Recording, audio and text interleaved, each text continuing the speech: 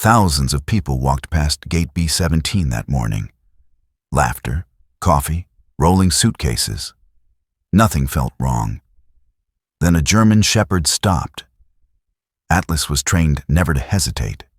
Yet for one quiet second, he froze, ears lifted, breath held, listening to something no one else could hear. Behind him, a Navy SEAL tightened his grip on the leash. Ethan Cross had survived war, loss, and being too late once before. Somewhere in that crowd, a countdown had already begun. No sound, no clock, no warning. Before we begin, tell me, where are you watching from? Drop your country in the comments below. Denver International Airport breathed like it always did. A cathedral of glass and steel built for motion, not reflection. Rolling suitcases whispered across polished floors. Coffee steamed in paper cups. Boarding announcements floated calmly through the terminal, polished and reassuring. Nothing about that morning suggested danger. And that was the first lie. At a baggage screening station, Sarah Klein leaned closer to her monitor. She was in her mid-30s, slim but strong in the quiet way of people who stand for hours and don't complain. Her auburn hair was pulled into a tight bun, freckles dusting skin that had seen too many early shifts and not enough sunlight. Sarah had learned long ago that real threats rarely announce themselves. They hid inside routine. The suitcase on her screen should have been ordinary. Shoes, clothes, a laptop. Instead, there was a void, a deliberate blankness, as if the contents refused to be seen. Sarah's jaw tightened. She slid the bag off the belt with a movement so smooth it looked practiced, harmless. To anyone watching, it was just another delay in another long travel day. To Sarah, it felt like touching the edge of something sharp. The man who owned the bag stood a few steps back, late 40s, maybe 50, tall, narrow shoulders, salt and pepper stubble that sharpened his jawline. His posture was calm, too calm, not nervous, not annoyed, waiting. When Sarah asked him to step aside, he nodded. No argument, no questions, no fear. Inside the bag, the truth appeared in clean, careful pieces. A handgun, disassembled, magazines, ammunition, and then something worse. A small device, sealed, no battery, no signal, a heart without a pulse, meant to beat later. When officers restrained the man, he didn't resist. His wrists accepted the cuffs like a man slipping on a coat he had already chosen. He asked only one question. How much time do we have? The words landed wrong. People caught smuggling weapons ask for lawyers. They ask for explanations. They ask how to undo mistakes. They don't ask about time, unless time belongs to someone else. The call went out quietly. Far from the terminal, a Navy SEAL team stood from rest as one. Ethan Cross rose without urgency, because urgency wastes time. He was 32, with a face carved by discipline rather than age. Sharp cheekbones, a close-cropped beard, eyes that missed very little. In combat uniform, plate carrier secured, helmet strapped, he looked like a man built for decisions that could not be shared. Around him, the team assembled in silence. Marcus Hale, broad-shouldered and solid, took position first. Jonah Reed checked his equipment, fingers tapping a silent count. Caleb Moore adjusted his medic kit, calm eyes scanning for people who might soon need him. Lucas Bennett locked his rifle sling, swallowing once before steadying himself. And Atlas moved to Ethan's side. The German shepherd was 3 years old, black and tan, built lean and powerful. His amber eyes were alert, intelligent, alive with purpose. He wore a matte black K9 vest and watched Ethan the way some animals watch the stars, as guides. The briefing was short. Denver International Airport. Weapons discovered. Suspect detained. Unknown device. High probability of accomplices. Ethan answered with a single word. Understood. The airport looked painfully normal when they arrived. Children dragged cartoon backpacks. A man carried his sleeping daughter against his shoulder. Couples argued softly about missed flights. Overhead, a gentle voice announced departures. Marcus moved first, scanning hands and faces. Lucas guarded the rear, eyes flicking back again and again. Jonah stayed close, listening for answers in silence. Caleb watched the crowd the way a shepherd watches a field. Atlas inhaled deeply, then stopped, then turned. Ethan felt it immediately. The dog wasn't tracking an object. He was tracking a person. In the holding room, the suspect stood when Ethan entered. Up close, he looked thinner, drained, like someone hollowed out by loss or conviction. His eyes met Ethan's without challenge. "You're the one they send," the man said. Ethan didn't respond. "I'm not angry," the man continued. "Last time, no one came back. I don't blame you." Behind the glass, Jonah's voice was low. "It's not a detonator. It's a trigger. Whatever it wakes up is already here." The man exhaled. "If I'm sitting here," he said softly, "they've already begun." Atlas growled, not loud, not violent, a sound that felt ancient. He moved to the door and pressed his nose against the seam, then looked back at Ethan.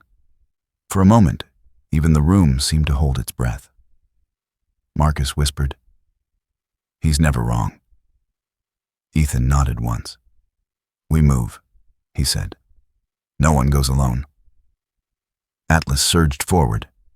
They were halfway into the concourse when an officer called out, "Sir, something fell from his pocket."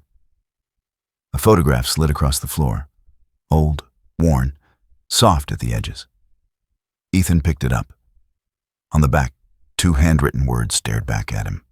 Gate B17. Ethan didn't speak, but his eyes changed, as if a locked door inside him had just opened.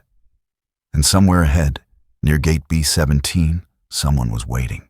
The team flowed out of the holding corridor and into the public terminal as if they belonged there. Their movements calm, measured, almost forgettable. That was the discipline of men trained to disappear in plain sight. Their uniforms marked them as Navy SEALs, but their behavior softened the edge. Rifles angled down, fingers disciplined, eyes constantly moving. The airport did not slow for them. It never did. At Denver International Airport, life continued with the stubborn confidence of people who believed tragedy was something that happened elsewhere to other people, on other days. Ethan Cross walked at the center of the formation, not because he feared danger at the front, but because leadership required perspective. From here, he could see Marcus Hale half a step ahead, broad shoulders cutting a clean line through foot traffic, his presence alone enough to make passers-by unconsciously drift aside. Marcus's face was set in its usual unreadable calm, the scar across his nose catching the overhead light, his eyes scanning hands, belts, and faces with the efficiency of someone who had learned long ago that threats announce themselves through posture before action. Behind Ethan, Lucas Bennett guarded the rear, young and sharp-eyed, his jaw clenched slightly too tight, the muscles there betraying the effort it took not to stare. Lucas had the lean build of a man still growing into his strength, pale skin flushed with adrenaline, and a habit, hard to break, of glancing back twice at every space they passed, as if afraid someone might be left behind in the crowd without him noticing. To Ethan's right, Jonah Reed moved with compact precision, his kit secured close to his body. Jonah's dark eyes were half on the terminal, half on the quiet stream of data in his earpiece, his gloved fingers tapping a slow, private count against his thigh. It was a habit he'd picked up years ago after a device detonated sooner than expected on a dusty road overseas. He never talked about it, but the counting stayed, On the other side, Caleb Moore adjusted his pace to match a woman pushing a stroller, his posture relaxed, almost gentle. Caleb had the kind of presence that made people feel safer without knowing why. Broad but unthreatening, his face lined with experience and something like compassion.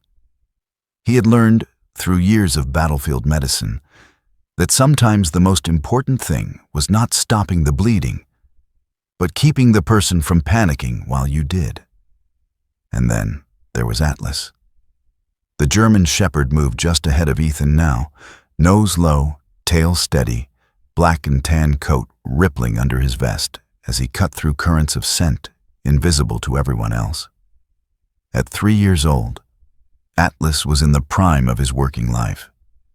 His amber eyes alert but not frantic, his ears flicking to sounds too subtle to matter to human ears. He did not pull or rush. He read the terminal the way a seasoned reader moves through a book, skipping what he had seen before, pausing on words that felt heavy. Ethan felt the pressure in his chest ease and tighten in waves. The photograph with Gate B17 pressed against his ribs inside his vest, a physical reminder of something he had not yet allowed himself to name.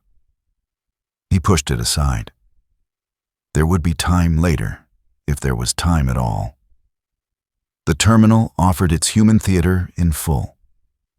A young mother sat on the floor near a gate, rocking her toddler gently as the child fussed, her blonde hair falling loose from a rushed ponytail. Her face was pale with exhaustion, eyes soft and patient, whispering nonsense syllables that sounded like prayers when repeated enough times. A few rows down, an older couple embraced awkwardly, laughing as they nearly tipped over each other, their joy quiet but complete. Near a charging station, a man in a gray jacket held a phone to his ear, his mouth opening and closing as if rehearsing words that refused to come out. He listened, nodded, swallowed, listened again. He did not move. Ethan watched these moments with a strange double vision. They were ordinary, tender, and they were exactly what made this place dangerous. Terror did not need chaos to thrive. It needed trust. Atlas slowed, not stopped. Not yet. Just slowed, his head lifting slightly as if catching a change in the air. Ethan felt it before he understood it, a shift, like the moment before a storm when the wind goes still. Jonah's tapping paused. Marcus's shoulders squared almost imperceptibly. Lucas swallowed and steadied his breathing. Anything? Ethan murmured, barely moving his lips. Jonah tilted his head, listening. Nothing active, no signal spike. But the environment's dirty. Too many reflections, too many people. If they're using a human trigger... He didn't finish the sentence. He didn't have to. Caleb's eyes rested on the mother with the toddler, then on a teenage boy hunched over his backpack, then on a man standing too straight near a pillar. Everyone looks like everyone, he said quietly. That's the problem. They advanced another 20 yards. Atlas veered slightly left, then corrected, then veered again. His breathing changed, not faster, but deeper, pulling more information with every inhale. Ethan followed, trusting the animal's judgment the way he trusted gravity. That was when Atlas stopped. He did not bark.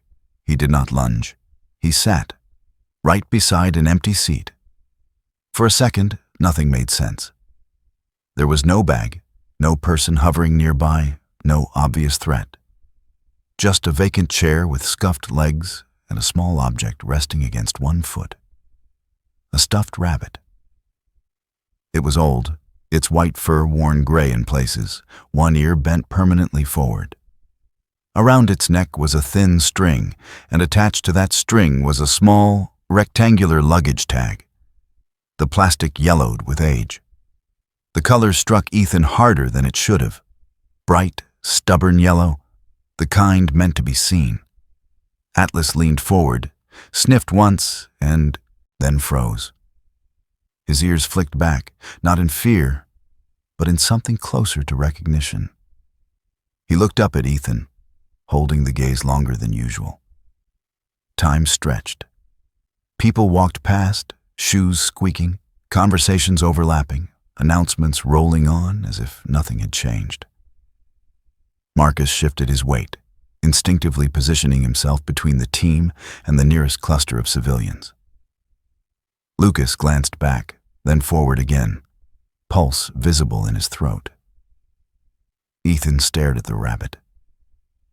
For an instant, the noise of the terminal seemed to fall away, replaced by a memory Ethan had no right to feel here. A memory of another terminal, another day, another gate where a child had cried. Not because she was afraid, but because she was bored and wanted her toy back. Ethan could not remember the child's face, but he remembered the sound of the crying stopping abruptly, the way silence sometimes arrives too fast. Atlas's nose brushed the rabbit again, and the dog let out a soft, questioning sound, almost a whine. Ethan's hand hovered, then withdrew. The rabbit was not a bomb. It was worse. It was a message. Someone had left it here because they knew someone like Ethan would see it and hesitate. And hesitation, in the wrong moment, could be as deadly as any device. "Boss?" Marcus asked quietly. "You seeing what I'm seeing?" Ethan nodded once. "Yeah."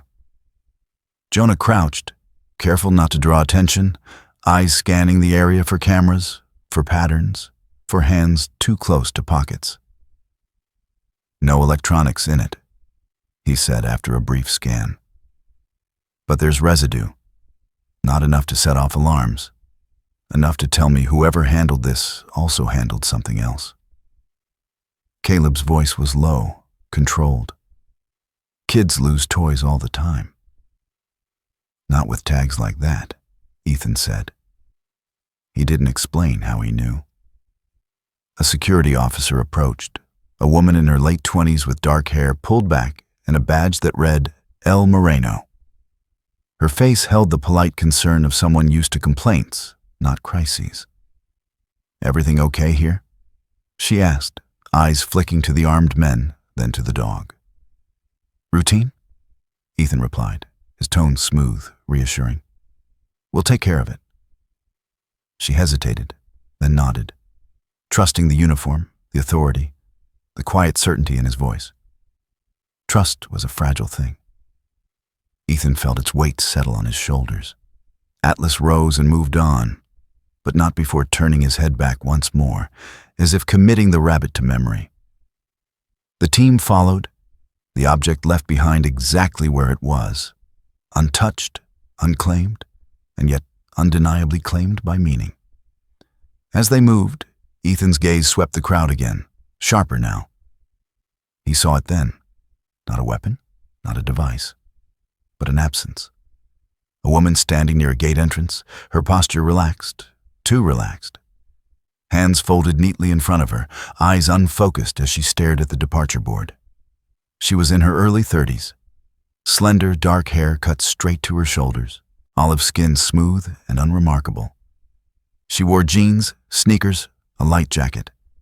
Nothing about her screamed danger, everything about her whispered finality. She did not check her phone. She did not look around. She did not move. Atlas's head snapped up. Ethan slowed, just for a breath. The rabbit, the tag, the gate number burning in his pocket, the dog's insistence, all of it aligned into a single, chilling thought. Someone here was not waiting to leave. Someone here was saying goodbye. The team adjusted without a word. Marcus edged forward, blocking sightlines. Lucas sealed the space behind them. Jonah's fingers began their silent count again. Caleb scanned for civilians who might need to be moved, gently, quietly, without panic. Atlas stood perfectly still, eyes locked on the woman. Ethan did not speak. He did not need to. He felt the moment stretch, the fragile edge where faith and training meet. This was why they were here. Not for glory, not for recognition, but for the chance that by acting unseen, they might let ordinary lives continue believing in ordinary days. If you believe that God places guardians where we least expect them, then take a moment now, share, comment what this story stirred in you, and subscribe to Angels in Uniform, so we can keep honoring the quiet miracles that happen before the world ever knows it was in danger. They took Martin Vale back to the interview room, not because they needed answers, at least not the kind that could be written down, but because sometimes the truth only reveals itself when you sit quietly with it long enough. The room was small, deliberately unremarkable.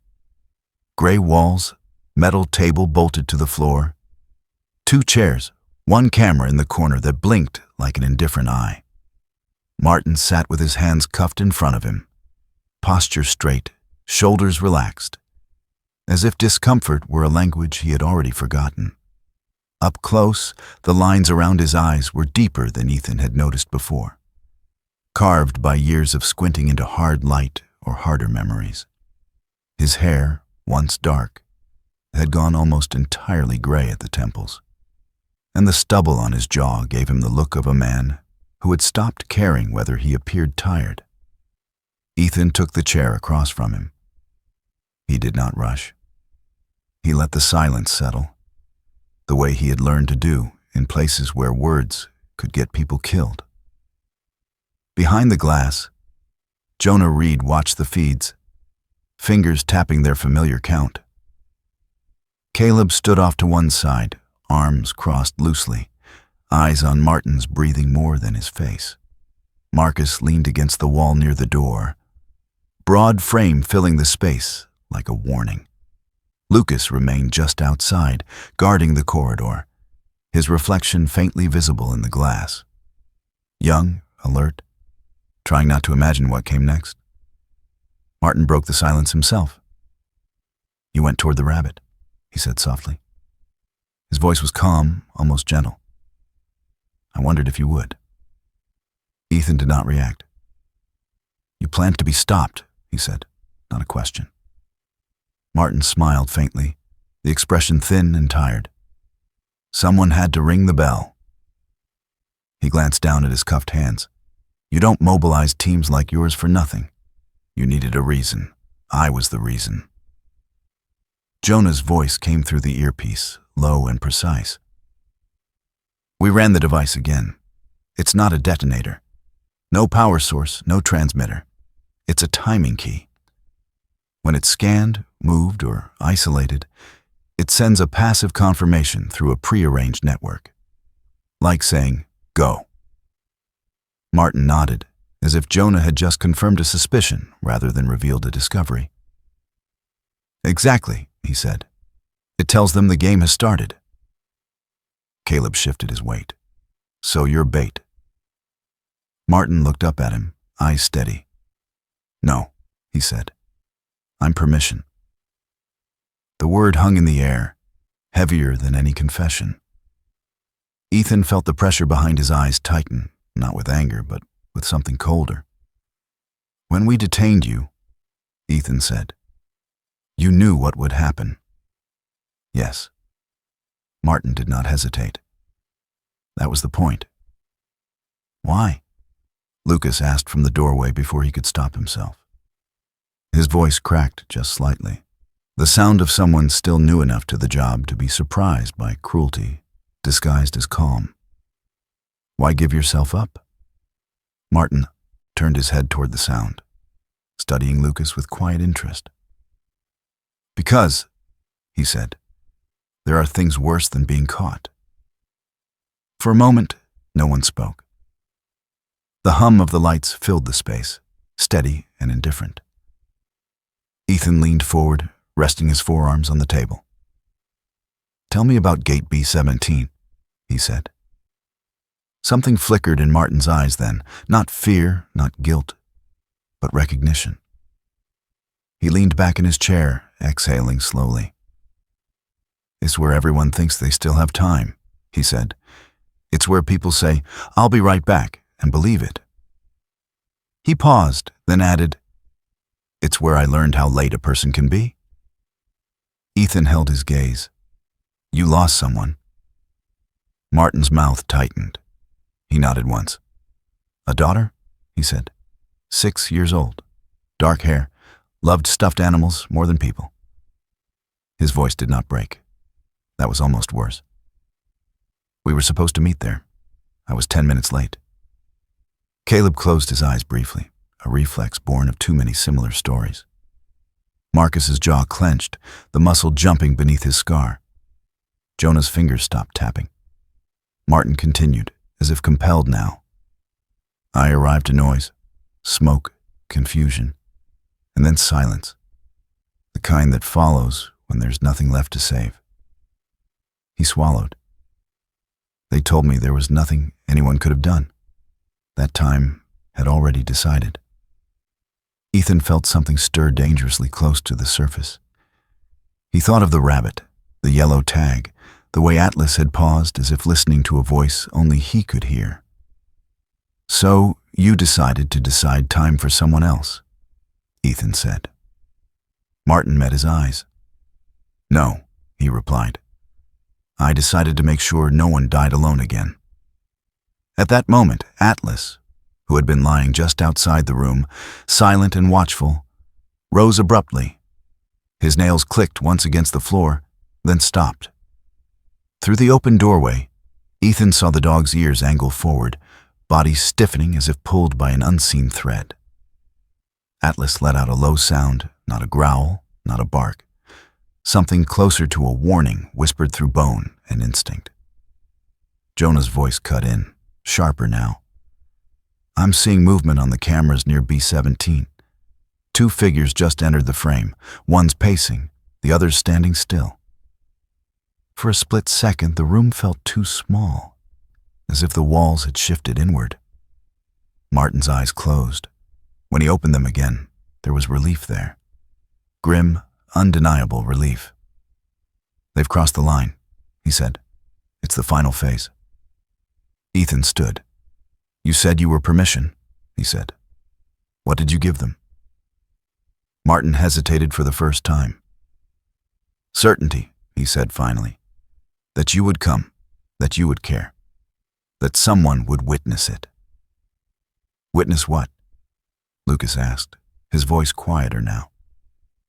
Martin looked past him, toward the ceiling, toward the distant gates and the lives moving through them. "That the world doesn't end quietly," he said. "It ends while people are still believing in schedules." Jonah's feed updated. "Confirming 2 individuals near Gate B17. No visible devices. One appears to be waiting." Ethan felt the photograph burn against his chest. "Describe them," he said. "A man, mid-30s, average build, wearing a jacket too heavy for the terminal.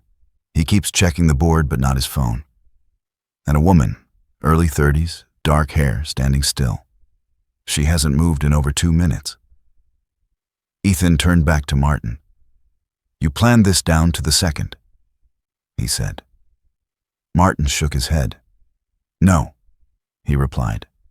"I planned it down to the feeling, the moment when people stop looking at each other and start looking at the exits." Ethan signaled to Marcus and Caleb, "Lock him down, we're moving." He paused, then looked back at Martin one last time. "You wanted us here," he said. "You got that. Whatever happens next, it doesn't belong to you anymore." Martin's shoulders sagged, just slightly. "It never did," he said. They left him there, alone with the camera and his memories. The team regrouped in the corridor, Atlas already pulling gently toward the concourse.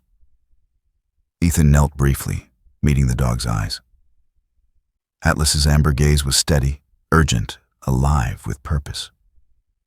Ethan placed a hand against the dog's chest, feeling the powerful heart beneath the vest.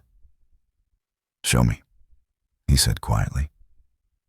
As they moved, Jonah continued to feed information, his voice the thread stitching chaos into something navigable. No signal spikes yet. If there's a trigger, it's human, manual, or proximity-based. Caleb adjusted his gloves.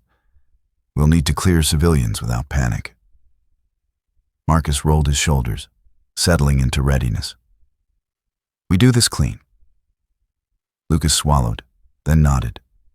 His fear had not vanished, but it had been given a direction. Ahead, the concourse opened toward Gate B17. People lined up, chatted, checked watches. Somewhere among them, two figures existed outside the flow of time, one pacing, one still. Ethan felt the familiar narrowing of the world, the way everything unnecessary fell away. This was the moment Martin had engineered. The moment meant to prove something about how late salvation could arrive. He intended to prove him wrong. If this story moves something in you, if you believe that even in the darkest designs, God leaves room for intervention, then like, share, comment what you think Gate B17 truly represents, and subscribe to Angels in Uniform, so we can continue telling stories of the quiet moments where faith, courage, and choice intersect. The confirmation came without drama, which somehow made it worse. Jonah Reed stood near a service alcove off the concourse, his helmet tucked under one arm, dark hair damp with sweat at the temples as he stared at the tablet in his hands. His face, usually composed into a mask of quiet calculation, had tightened around the eyes. He didn't look up when he spoke. He didn't need to. It's confirmed, he said. There's a live device already inside the terminal. Not the one we recovered. Another. Possibly more. The words settled heavily into the space between the team members, as if gravity itself had increased. Ethan Cross felt the weight of them land in his chest. He did not close his eyes or bow his head. He simply absorbed the truth the way he had learned to absorb bad weather, by standing still and letting it pass through him. How sure? He asked. Jonah finally looked up. His eyes were dark, focused, reflecting the glow of the screen. Sure enough that I'd bet my life on it, he replied. And I don't make that bet lightly. Jonah's voice was steady, but the tapping of his fingers against the tablet had resumed, faster now, betraying the urgency he kept caged. Years ago, on a night mission that ended in fire instead of silence, Jonah had hesitated for half a second too long while recalculating a signal. He had never repeated that mistake. Marcus Hale exhaled through his nose, a slow, controlled breath. His broad frame blocked part of the corridor, an unintentional shield between the team and the passing civilians. So the first guy was the invitation, he said. The second act's already set. At least 2 accomplices, Jonah added, possibly operating independently. Manual triggers are likely. That means no countdown we can see. He paused, which means the countdown is human. Lucas Bennett shifted his weight, boots scraping faintly against the floor. He was trying to keep his breathing even, trying to look like the men he admired instead of the young soldier he still was. His eyes flicked toward the concourse, toward the families, the couples, the children dragging stuffed animals that looked too much like the rabbit they'd left behind. How long do we have? He asked quietly. Jonah swallowed. There's a signal window, he said. Short. Less than a second. They can test it before they commit. A pulse. If we see that pulse again, it means they're checking whether the path is clear. He looked at Ethan. If we wait for more units, we risk missing it. As if summoned by the tension, the radio on Ethan's shoulder crackled. The voice that came through belonged to Commander Rourke, firm and unyielding, a voice shaped by decades of command and the burden of sending men into places they might not return from. Cross, Rourke said. Local law enforcement is initiating a soft lockdown. Additional federal assets are en route. You are to hold position, maintain Shaktaro, observation, and wait for reinforcement. Do not escalate unless absolutely necessary. Ethan closed his eyes for a fraction of a second, not in defiance, but in acknowledgement of the weight behind the order. He understood Rourke. He understood the math of caution, the doctrine written in blood and policy. Waiting reduced risk to the team. Waiting followed the book. Waiting looked good on reports. Waiting also handed the clock back to the enemy. Caleb Moore stepped closer, lowering his voice. His face remained calm, but his eyes had softened in the way they did when he was about to say something hard. If there's a live device, he said, and we delay, people will be standing right next to it when it goes. He glanced toward a nearby gate where a young boy pressed his face against the glass, counting planes. I can't patch that kind of wound. Atlas stood beside Ethan, muscles taut beneath his black vest.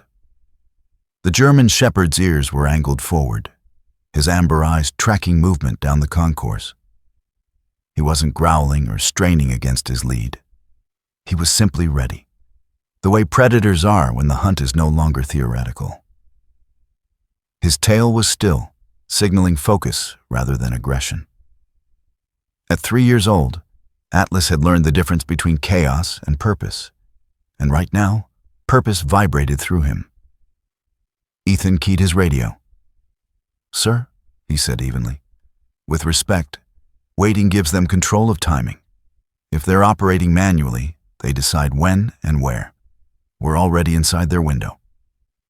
There was a pause on the line. In that silence, Ethan thought of Gate B17.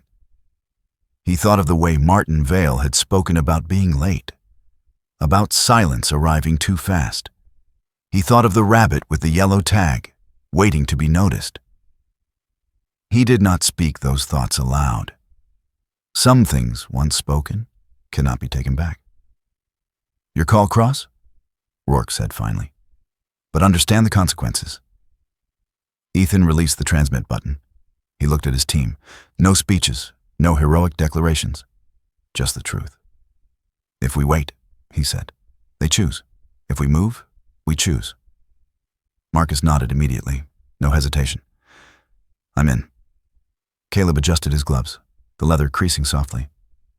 "Same." Jonah met Ethan's eyes. "I'll watch the signal. You give the word, I'll tell you when to breathe." Lucas swallowed, fear flickering openly now before he mastered it. He straightened his shoulders.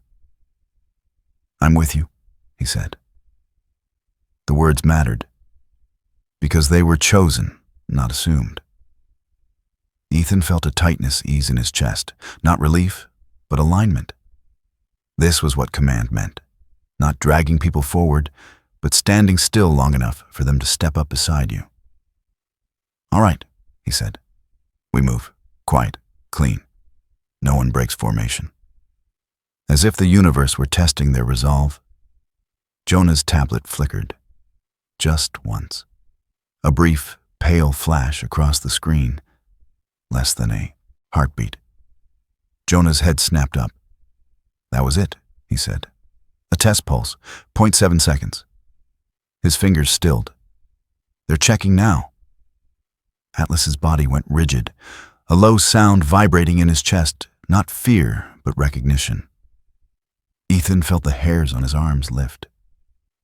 This was no longer a theoretical window. It was a door, opening and closing, and someone on the other side was listening for the echo. Ethan raised his hand, signaling the team to halt. Civilians flowed past them, oblivious, close enough that he could smell perfume and coffee and fear that didn't yet know its name. He lowered his voice. "They're probing," he said. "That means the device is armed and someone's finger is close." Jonah nodded. Next pulse will be real. Caleb scanned the area, eyes already identifying exit routes, clusters of people that would need to be moved gently, quietly, without panic. We'll have seconds, he said. Marcus rolled his neck once, loosening muscle. Then we don't waste them. Atlas took a half step forward, then stopped, looking back at Ethan. The dog's gaze held something almost questioning, as if asking whether now was the time. Ethan knelt briefly, pressing his forehead to Atlas's for a fraction of a second, a gesture no one else noticed. Soon, he murmured. They advanced toward the central concourse, toward Gate B17 and the people orbiting it like unaware planets. Ethan's mind sharpened, narrowing the world to movement, posture, breath. He could feel the moral weight of the decision settle fully now. If he was wrong, lives would be lost because he acted. If he was right, lives would be saved because he refused to wait. The radio crackled again, but Ethan ignored it. Some orders were meant to be heard, others to be carried. Jonah's voice cut through the noise, urgent and controlled. "Stand by," he said. "If they send another pulse..." The tablet flared. A second test signal, stronger this time, still under a second but unmistakable. Jonah looked up, eyes hard. "They're checking before they commit," he said. "This is it." Ethan did not hesitate. He raised his hand, then closed it into a fist. They moved. If you believe that moments like this, where one choice can tilt the balance between loss and mercy, are not accidents but opportunities placed before us, then take a moment now to like, share, comment what you feel this decision means, and subscribe to Angels in Uniform, where we honor the quiet faith and courage that stand between ordinary lives and unimaginable harm. They split without a word, the way water divides around stone. Ethan gave a brief hand signal, sharp and economical, and the team separated into two elements that still moved as if connected by an invisible spine. No radios crackled, no shouted commands followed. In a place like this, silence was not the absence of action. It was the action. Marcus Hale took point with Ethan and Atlas, angling toward the denser sections of the terminal where foot traffic bottlenecked near food courts and boarding gates. Marcus's broad frame cut a path that felt accidental to anyone watching, his head turning in small, precise increments, eyes cataloging hands, pockets, posture. His scarred face betrayed nothing, but inside him lived a simple rule shaped by years of assault work. If you ran, you were wrong. If you chased, you gave away control. So he didn't run. He walked. Jonah Reed and Caleb Moore moved in parallel several yards away, drifting closer to maintenance corridors and service doors, places civilians ignored and danger preferred. Jonah's attention split between the flow of people and the data stream whispering through his earpiece. He held a compact scanner close to his chest, fingers steady now, the earlier frantic tapping gone. Caleb adjusted his pace to stay near families and older travelers, his eyes measuring who might need to be moved quickly if the wrong person made the wrong choice. Lucas Bennett held the rear with a vigilance that bordered on devotion. He watched reflections in glass storefronts, polished floors, the dull mirror of a darkened screen. Every step forward came with a glance back, not from fear, but from a responsibility he felt deeply and didn't yet fully understand, the responsibility to notice what others missed. Atlas led. The German shepherd's movements were subtle but decisive, nose low, ears angled, tail level. He threaded through clusters of people with an ease that spoke to training layered over instinct. At 3 years old, Atlas had learned that crowds did not mean chaos, that the loudest scents were often the least important. He searched for something thinner, sharper, a human trail carrying the ghost of explosive compounds mixed with adrenaline and intention. They passed a group of teenagers laughing too loudly, a businessman arguing softly into his phone, a woman with silver hair clutching a boarding pass as if it might float away. Atlas slowed, sniffed, moved on. Ethan followed, his attention split between the dog's behavior and the shifting geometry of the terminal. He felt oddly calm now, the way he always did once action replaced anticipation. The moral weight of the decision still pressed on him, but it had found its place. Now there was only the hunt. Jonah's voice murmured in Ethan's ear. "No new pulses yet? If they test again, it'll be close. We're inside their window." "Copy," Ethan replied quietly. Atlas stopped near a bank of vending machines, head lifting, nostrils flaring, his body tensed, not alarmed, but focused. Ethan felt it immediately, a tightening in his gut that had nothing to do with fear and everything to do with recognition. Marcus shifted his weight, subtly positioning himself to block a clear line of sight from the crowd. There he was. The man stood near a structural column, early 30s, average height, build neither athletic nor soft. His beard was trimmed carefully, almost thoughtfully, outlining a jaw that might have been handsome if it weren't set in such a deliberate stillness. He wore a dark jacket zipped halfway, hands resting casually in the pockets, eyes fixed not on people but on the departure board above. He didn't fidget. He didn't check his phone. He waited. Ethan watched his breathing. Slow, controlled, a man who had already made peace with what came next. Atlas took 2 steps forward and stopped again, a soft sound vibrating in his chest. The scent was stronger here, still faint, but undeniable. Marcus met Ethan's eyes. No question there. Just readiness. Ethan moved first, closing the distance with the unhurried confidence of someone who belonged anywhere. "Excuse me," he said calmly, his voice low and even. "Can I ask you a question?"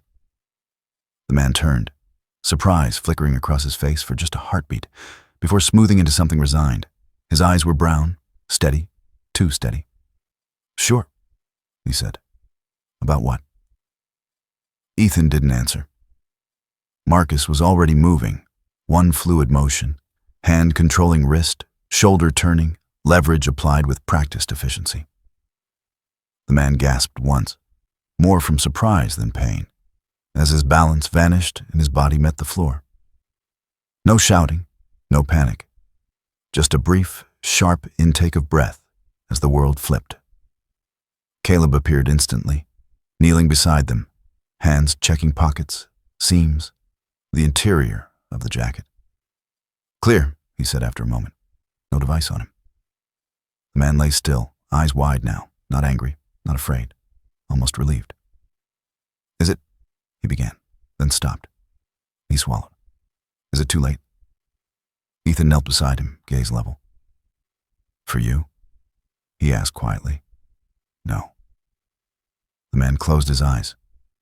That answer seemed to be enough. They moved him quickly, efficiently, into a service corridor where Lucas and Jonah joined them. Jonah scanned him again, frowning. "He's clean," Jonah confirmed. "But he handled something recently. Residues fresh." Ethan felt the shape of the problem shift. "He's not the last," he said. The man on the floor laughed softly, a sound stripped of humor. "No," he agreed. "I was never meant to be." As if punctuating the truth of that statement, Atlas turned sharply, ears snapping toward the opposite end of the terminal.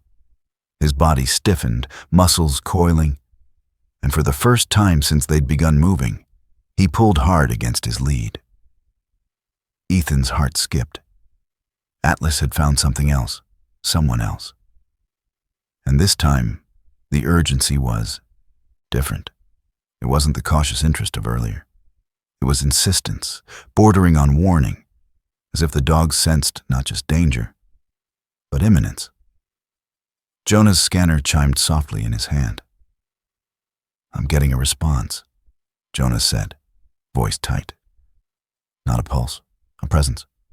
Another receiver just came online." Ethan rose. "Where?" Jonah checked his screen, eyes narrowing. "Central atrium, the most crowded section in the terminal. Caleb's jaw tightened. That's where we can't afford a mistake. Marcus glanced toward the atrium, already calculating angles and approaches. Then we don't make one. They left the first accomplice secured and moved fast, but not running toward the atrium. The space opened before them like a living heart. People flowing in every direction, laughter and conversation overlapping in a way that felt suddenly obscene. Atlas pulled forward, guiding them through the mass with purpose. His eyes locked ahead, tail stiff, every sense attuned. Ethan followed the dog's line of sight and saw her. She stood near the center of the atrium, just beside a decorative planter. Early 30s, slender, dark hair falling straight to her shoulders. Her face was calm, almost peaceful, lips relaxed, eyes unfocused as she watched nothing at all.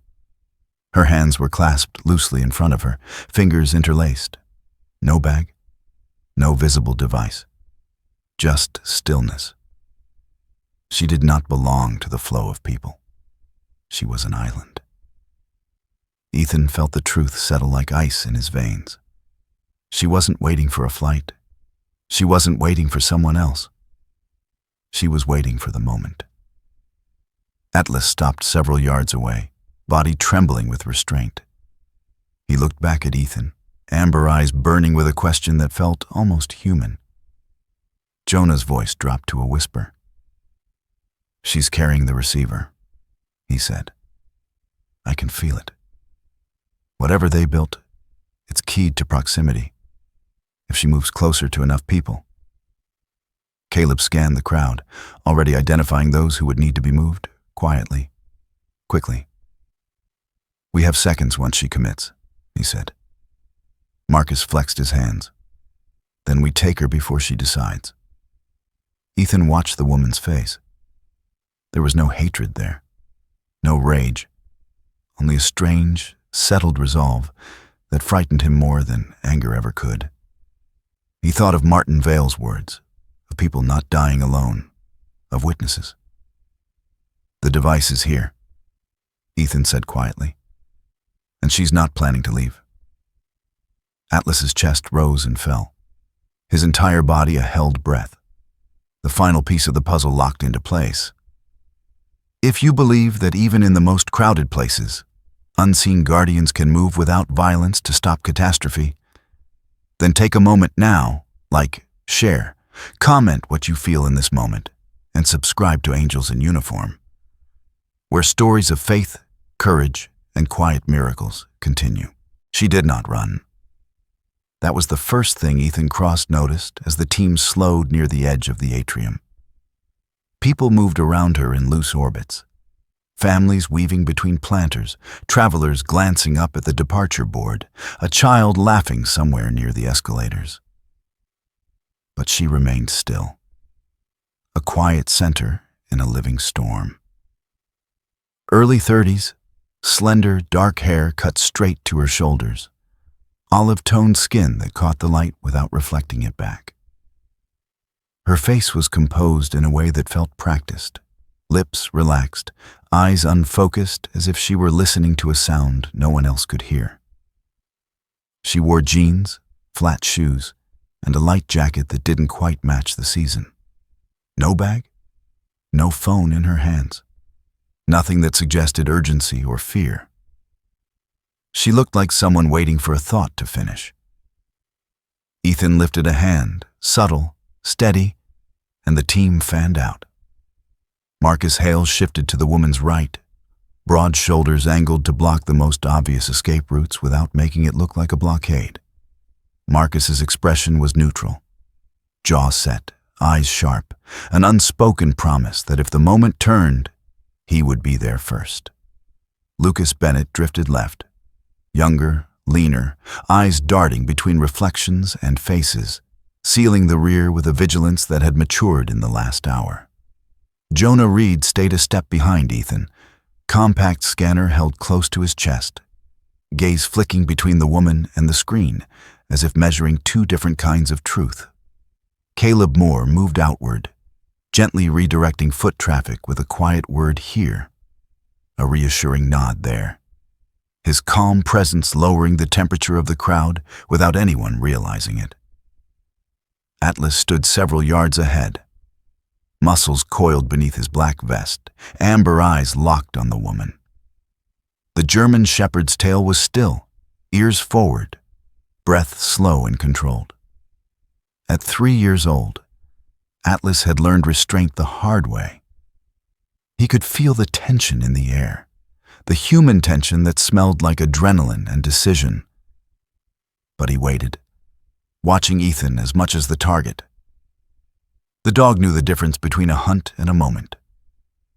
Ethan stepped forward alone. He kept his rifle angled down, hands open, posture unthreatening. His voice, when he spoke, was low and even. "Ma'am," he said, "we need to talk." The woman turned her head slightly. Her eyes met his without surprise. Up close, Ethan saw faint lines at the corners of her eyes, the kind carved by squinting into bright days or holding back tears at night. There was no hatred there, no visible anger, only resolve, settled and heavy. "I was wondering when you'd come," she said. Her voice was calm, almost gentle, with the slightest accent he couldn't place. Ethan nodded once. "You're not in trouble," he said. "But we can't have you standing here." She smiled faintly. "This is where I'm supposed to be." Jonah's scanner pulsed softly in his hand. His eyes narrowed. "Receivers. Live," he murmured into the team channel. "Proximity-based. She steps closer to a cluster, the window opens." Caleb caught Ethan's eye and tilted his head toward a group of travelers lingering near a coffee kiosk. With subtle movements, he began guiding them away, his voice a calm current. "Gate changeover here, folks. Let's make some room." They followed without question, trust flowing where fear had not yet arrived. Ethan took another step closer. "What's your name?" he asked. She hesitated, then answered. "Elena Morales." The name sounded real. She looked real. That was the problem. "Elena," Ethan said, "we can walk somewhere quieter." She shook her head once. "If I leave, it changes everything." Marcus shifted his stance, ready. Lucas swallowed, then steadied his breathing. Jonah's fingers began their silent count again, slower now, deliberate. Atlas's ears flicked back and forth, reading the room as if it were a living thing. Ethan searched Elena's face for cracks. "You don't have to do this," he said. She met his gaze, and for the first time, something like sadness softened her expression. "I already did," she replied. "A long time ago." Atlas suddenly lowered his head, nose brushing the floor, then lifted it sharply, eyes bright. He took a single step forward and stopped, looking back at Ethan with an intensity that felt almost pleading. In that instant, Ethan felt a strange certainty settle over him. Not tactical, not logical, but something closer to intuition. The dog wasn't reacting to the device alone. He was reacting to Elena's heartbeat, to a moment about to tip. Jonah's scanner flickered, then steadied. "Window's opening," Jonah whispered. "Not yet, but she's close." For a heartbeat, the world seemed to narrow to the space between Ethan and Elena, as if everything else had stepped back to watch. Ethan inhaled slowly. "Why Gate B17?" he asked, the words leaving him before he could stop them. Elena's eyes widened just a fraction. "So, you do remember?" she said softly. "That's why they chose you." "Chose me for what?" Ethan asked. "To witness," she said. "To be here. To know we weren't invisible." Ethan felt the photograph burn against his chest. He thought of Martin Vale, of the rabbit with the yellow tag, of silence arriving too fast. "You don't need witnesses," he said. "You need help." Elena's smile faded. "Help comes too late," she said. It always does. Jonah's voice tightened. Signal's peaking, he said. We're seconds out. Caleb had cleared most of the immediate area now, but the atrium was still crowded. We can't let her move, he said quietly. Marcus shifted closer, timing his approach with the ebb of foot traffic. Give the word, he murmured. Atlas trembled, restraint etched into every line of his body. His eyes never left Ethan.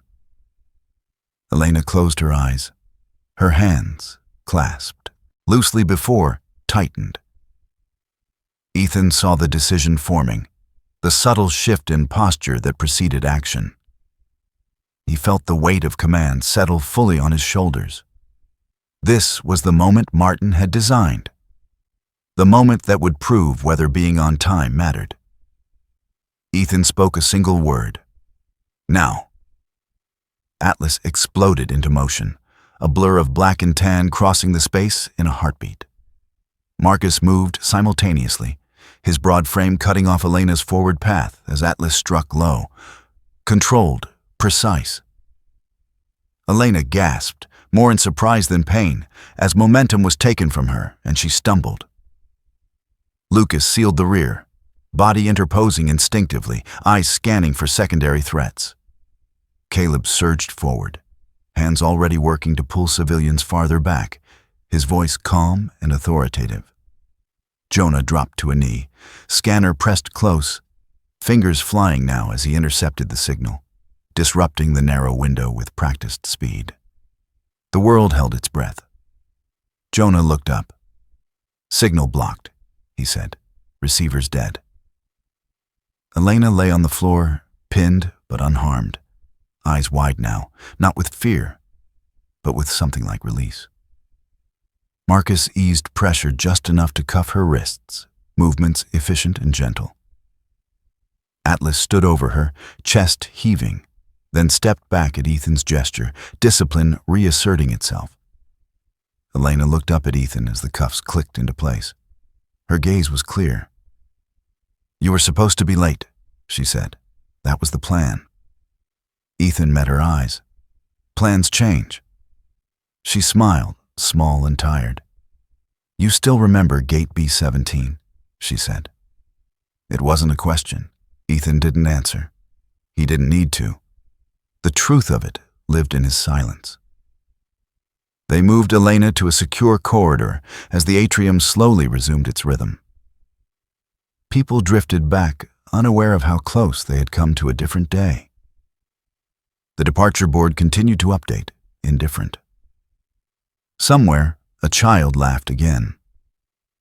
Ethan knelt briefly beside Atlas, resting a hand against the dog's chest, feeling the steady thump of life beneath his palm. Good, he murmured. Atlas's tongue flicked out once, a brief, grounding gesture. And then the dog settled, watchful but calm. If you believe that even in moments balanced on the edge of disaster, grace can arrive through the hands and hearts of those willing to stand in the way, then take a moment now, share, comment what this moment stirred in you, and subscribe to Angels in Uniform, where stories of faith, courage, and quiet miracles continue. The bomb did not explode. That was the only headline that mattered, and it never appeared anywhere. At Denver International Airport, the departure board flickered once, then updated. Flights delayed, gates reassigned.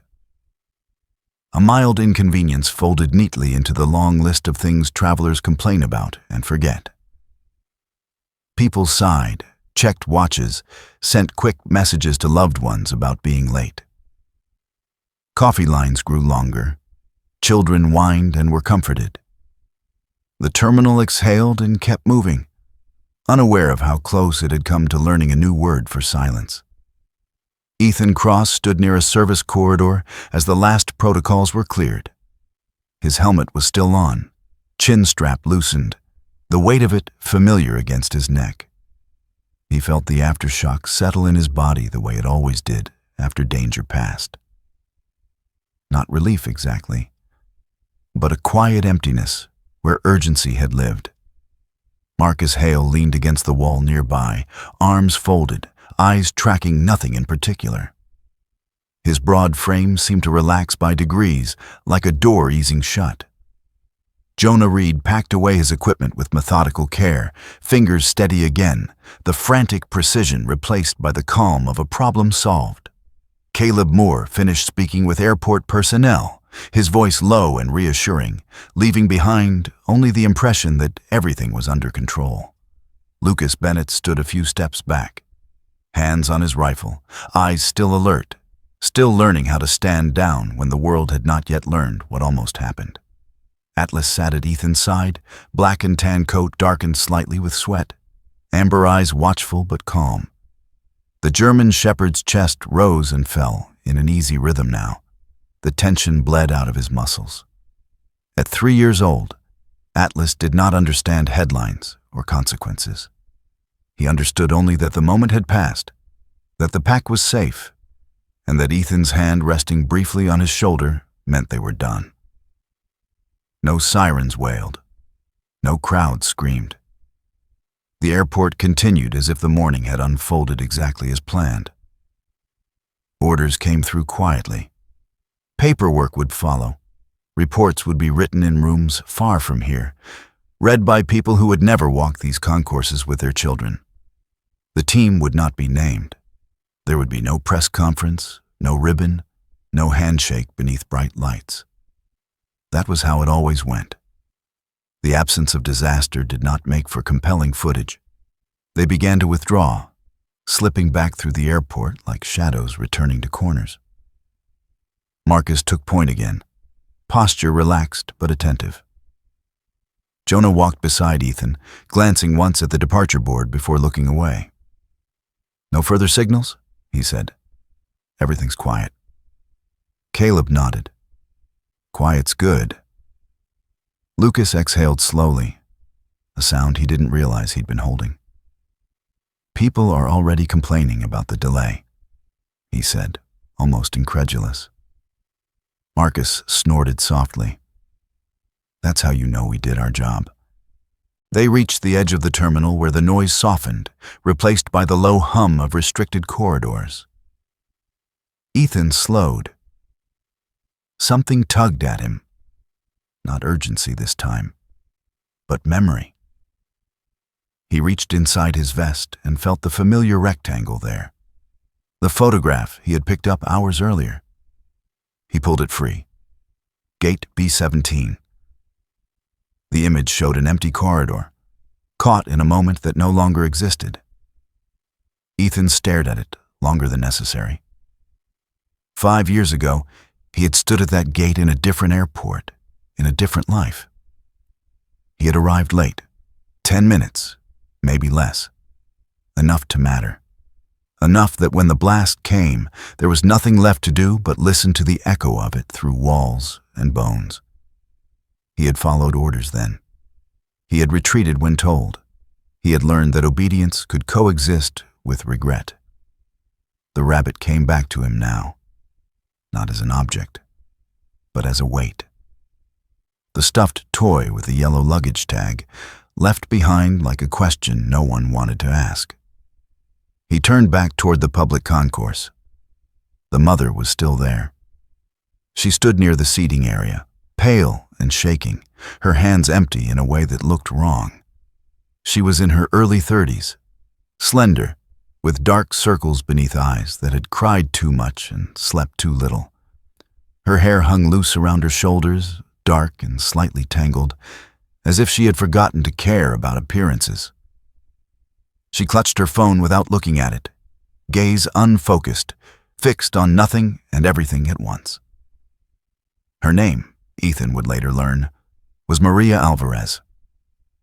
Ethan approached slowly, leaving the team a few steps behind.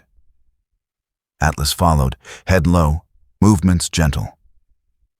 The mother looked up when she sensed them, fear flashing briefly across her face before confusion replaced it. She took in Ethan's uniform, the dog, the quiet gravity of his presence. Is something wrong?" she asked. Her voice trembled despite her effort to keep it steady. Ethan shook his head. "No, ma'am," he said softly. "Everything's okay." He reached into his pocket and withdrew the stuffed rabbit. Maria's breath caught. Her hand flew to her mouth, a small, broken sound escaping her throat. She stared at the toy as if it might vanish again. "That's—" She couldn't finish the sentence. Tears welled, spilling over, tracing clean lines down her cheeks. Ethan held the rabbit out. Careful, reverent. "I think this belongs to your daughter," he said. Maria took it with shaking hands, pulling it to her chest as if it were a living thing. She pressed her face into its worn fur, shoulders collapsing inward. The sound she made then was raw, unguarded, a grief that had been held too long and finally found a place to land. Ethan stood quietly, giving her space, understanding that some moments were not meant to be filled with words. "No one told me," she whispered after a moment. "They said it was probably lost. They said things like that happen all the time."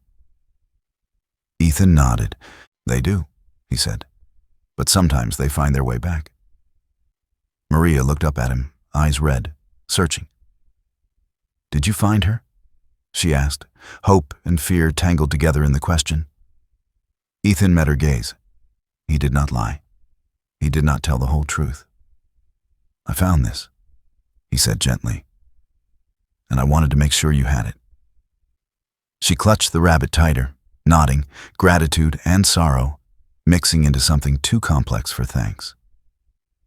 "Thank you," she whispered, though the words felt small. Ethan inclined his head, accepting them without taking them in. He stepped back, allowing her to have the moment, to grieve and remember without the weight of explanation. As Ethan turned away, Atlas paused. The dog stepped closer to Maria, sniffed the rabbit once, then sat, tail thumping softly against the floor. Maria looked down, startled, then smiled through tears. She reached out and rested her hand on Atlas's head. For a brief second, the noise of the terminal seemed to fade, replaced by something gentler, a sense that, somehow, the right things had ended up in the right hands. Atlas closed his eyes, content, as if acknowledging a quiet transaction the world would never record. Ethan rejoined the team. Marcus watched the scene with a softness he rarely allowed himself. Jonah looked away, clearing his throat. Caleb rested a hand briefly on Lucas's shoulder, grounding him. Lucas nodded, eyes bright, understanding now that not every victory came with applause. They moved out together, uniforms blending into the background, their presence already dissolving into memory. By the time the next boarding announcement echoed through the terminal, they were gone. No one stopped them. No one asked for names. No one clapped. Somewhere reports would be filed. Somewhere numbers would be tallied. Somewhere a story would be told without faces. But here, in the place where it mattered, a mother held her child's toy and felt less alone. A bomb lay inert, forgotten. A gate returned to being just a gate. Ethan walked with Atlas at his side, the dog's steady pace matching his own. He felt the familiar ache settle back into its place, not erased, not healed, but acknowledged. For the first time in a long while, it felt lighter. There are lives saved that never make the news. And there are wounds that finally stop bleeding because someone stayed. If you believe that God still works through unseen hands and quiet choices, take a moment to like, share, and comment on this story, and subscribe to Angels in Uniform so we can keep honoring the miracles that happen before the world ever knows it was in danger. Sometimes the greatest miracles are not the ones we see, but the ones we never have to endure. In a world that often feels loud, rushed, and broken, God still works quietly. Through ordinary moments, unseen choices, and people who stand in the gap without asking to be known. Every day, in airports, hospitals, streets, and homes, there are angels in uniform and angels without one, choosing courage over fear, compassion over indifference, and love over the easy path of turning away. If this story moved you, perhaps it is because it reminds us that none of us walk alone, even when the danger is hidden, even when the pain goes unnoticed, even when the miracle is simply that tragedy did not happen. May God watch over you and those you love. May He protect you in places you never think to be afraid. And may He remind us, again and again, that light is strongest where no one is looking for it. If you believe in quiet miracles, please share this story with someone who might need hope today. Leave a comment with your thoughts or a prayer for those who serve, and subscribe to Angels in Uniform so we can continue honoring the unseen hands that protect life every day. May God bless you and keep you safe on every journey you take.